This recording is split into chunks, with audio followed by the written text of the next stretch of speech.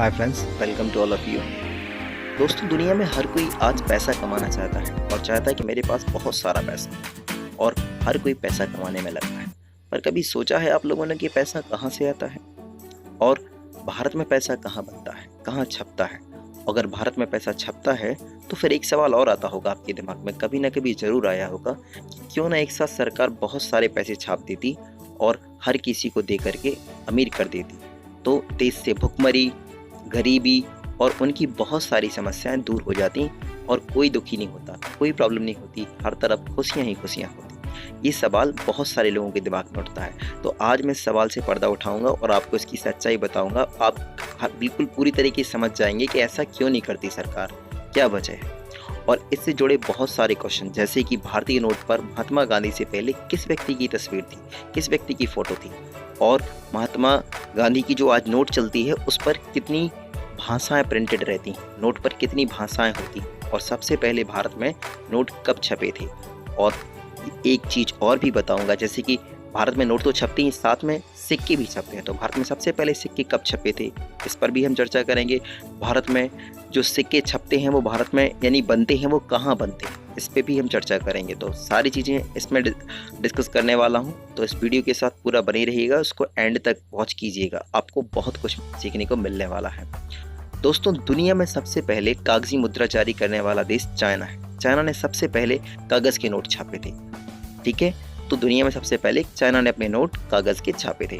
अब मैं आपको दूसरे क्वेश्चन का सवाल का जवाब देता हूँ कि भारत में जो अभी नोट चलते हैं वो महात्मा गांधी की फ़ोटो आती थी। इसके पहले नोटों पे महात्मा गांधी के पहले किसकी फ़ोटो आती थी? तो ये वो व्यक्ति जिनकी फ़ोटो महात्मा गांधी से पहले आती थी। ये हैं जॉर्ज सिक्स, जो 1936 से 1952 तक यूके या ब्रिटेन के राजा थे, और इन्हीं की फ़ोटो महात्मा गांधी से पहले आया करती थी। इसके बाद अशोक चंद्र की फ़ोटो आई, उसके बाद महात्मा गांधी की फ़ोटो आई नोटों पे। दोस्तों, सबसे पहले महात्मा गांधी की जो फ़ोटो आई थी वो आई थी सेवाग्राम में बैठे हुए महात्मा गांधी की फ़ोटो, जो कि 1969 में आई थी, आरबीआई ने जारी की थी। आरबीआई ने जारी की थी 1969 में सेवाग्राम में बैठे हुए महात्मा गांधी की पहली फ़ोटो। इसके बाद जो आज हम महात्मा गांधी की फ़ोटो देखते हैं वो दोस्तों वो आई थी 1987 यानी कि 1987 में। वो पहली बार छपी थी वो फ़ोटो जो हम आज देखते हैं नोटों पे, वो तब से चालू है और आज तक अभी जारी है फ़ोटो छपना उनकी। तो समझ गए होंगे। अब आते हैं ये आरबीआई क्या है, भारतीय रिजर्व बैंक क्या है। दोस्तों, आप जो भी नोट होते हैं उन सब पे रिजर्व बैंक ऑफ भारतीय रिजर्व बैंक लिखा रहता है, यानी रिजर्व बैंक ऑफ इंडिया लिखा रहता है। ये बैंक की स्थापना 1935 में हुई थी। ये बैंक 1935 में बना था और तब से लेकर आज तक कार्यरत है। आरबीआई का मुख्यालय मुंबई में है।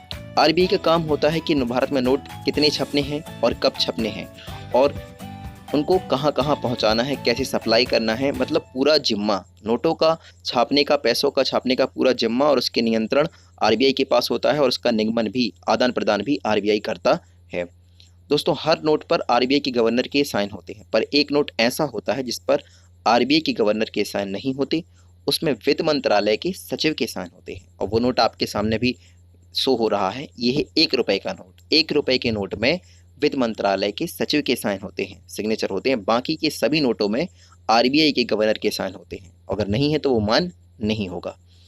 अब मैं आपको बताता हूँ कि भारत में नोट कब चालू हुए छपना। भारत में सबसे पहले कागजी नोट 1861 में अंग्रेजों के टाइम पे छपे थे, जब हम अंग्रेजों के गुलाम हुआ करते थे। उसके बाद जब भारत स्वतंत्र हो गया, आज़ाद हो गया, तब 1949 में भारत सरकार ने अपना पहला नोट छापा, जो 1 रुपए का नोट था। दोस्तों, जैसे अखबार और कार्ड छापने की प्रिंटिंग प्रेस होती है, वैसे ही जहां नोट छापे जाते हैं उसको करेंसी प्रिंटिंग प्रेस कहते हैं। और भारत में 4 करेंसी प्रिंटिंग प्रेस है।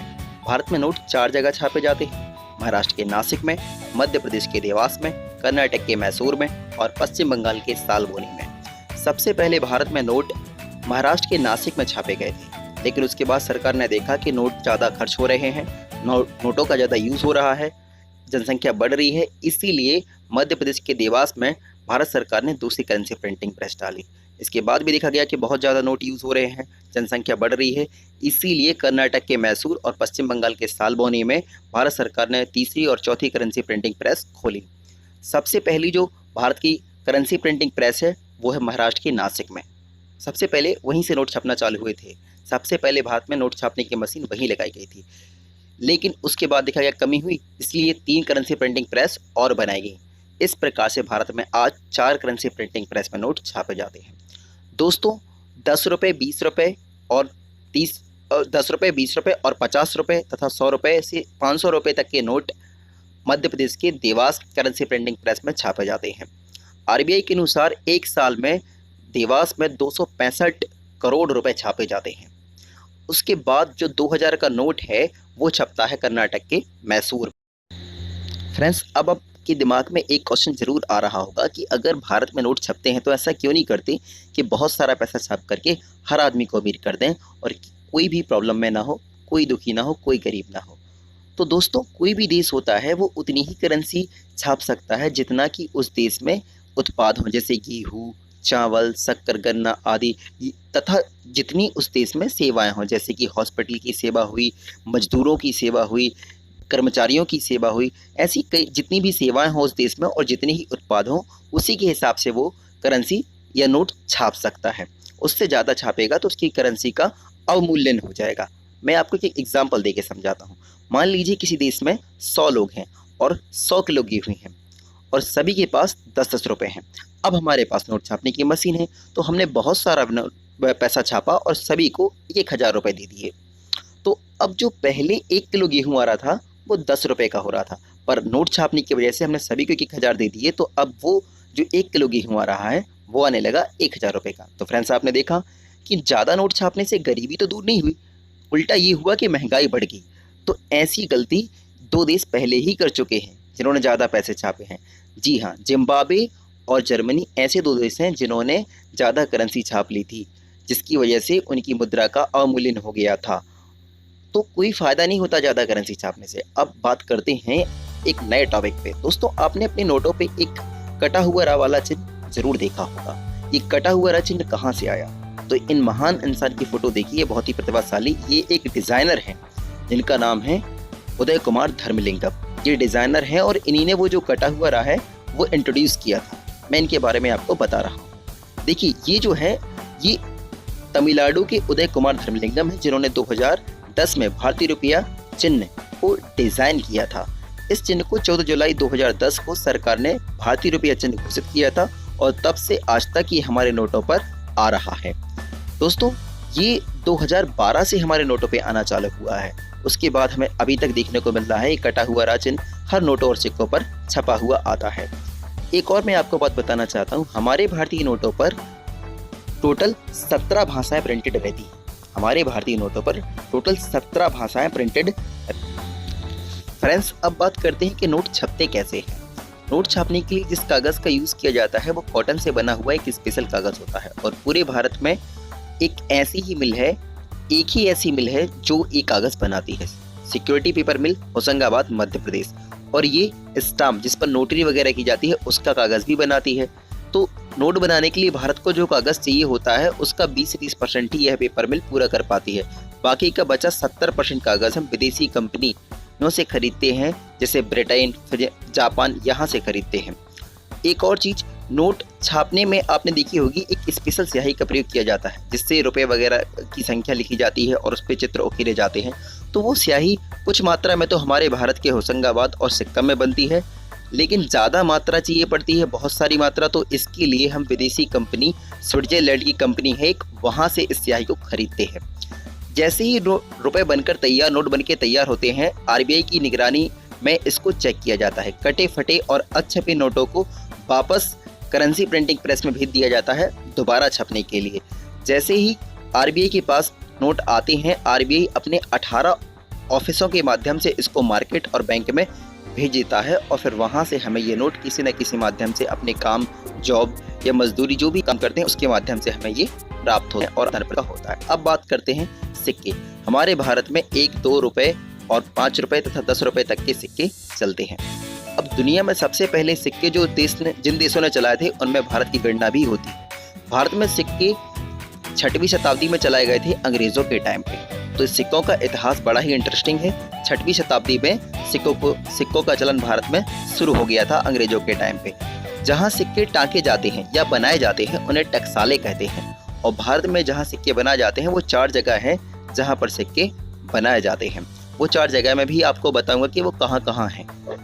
देखिए, जो जहाँ सिक्के टाके जाते हैं वो भारत में 4 टकसालें हैं। पश्चिम बंगाल के कोलकाता में, उत्तर प्रदेश के नोएडा में, तेलंगाना के हैदराबाद में और महाराष्ट्र के मुंबई में। ये 4 जगह है जहाँ पर सिक्के बनाए जाते हैं। सबसे पहले पश्चिम बंगाल के कोलकाता में ये टकसाल खोली गई थी और आज़ादी के बाद पहली टकसाल जो खुली थी भारत में वो है उत्तर प्रदेश के नोएडा में। दोस्तों, अब मैं आपको बताता हूँ कि भारत में अभी तक छापे गए सबसे बड़ी कीमत के नोट कौन कौन से हैं। सबसे बड़ी कीमत के नोट हैं 10,000 और 5,000 के। जी हाँ, जो कि अभी तो बंद हो गए, लेकिन 1949 में शुरू किए गए थे और इनका दोबारा फिर से प्रिंटिंग हुई थी 1956 में। तो 5,000 और 10,000 के नोट अभी तक के सबसे बड़े नोट हैं। फ्रेंड्स, अब बात करते हैं कि आखिर नोटों की छपाई का खर्चा कितना आता है, मतलब है। तो दोस्तों, 1 रुपए से लेकर के 2,000 रुपए तक के नोट 1 रुपए से 4 रुपए तक में छप जाते हैं। कोई बड़ा खर्चा नहीं आता है। दूसरी बात मैं आपको बताना चाहूँगा कि आरबीआई के अनुसार भारत एक साल में 2,000 करोड़ नोट छापता है। 2,000 करोड़ नोट छापता है भारत एक साल में। तो दोस्तों, आई होप कि आपको इंडियन करेंसी से रिलेटेड, भारतीय नोट से रिलेटेड जितने भी डाउट होंगे वो सारे क्लियर हो गए होंगे आज। और अगर कोई डाउट रह जाता है तो प्लीज़ कमेंट बॉक्स में मुझे बताएं। मैं कोशिश करूंगा कि उस डाउट को क्लियर करने की। तो आज के इस नॉलेज को अपने तक लिमिटेड बिल्कुल ना रखें। अपने फ्रेंड्स, अपनी फैमिली और अपने रिलेटिव्स में इस वीडियो को शेयर करें। और अगर आप लोगों को ये वीडियो हेल्पफुल लगा हो, अच्छा लगा हो, तो मुझे मोटिवेट करने के लिए चैनल को सब्सक्राइब करें और इस वीडियो को ज़्यादा से ज़्यादा शेयर करें। Thank you for watching dear friends.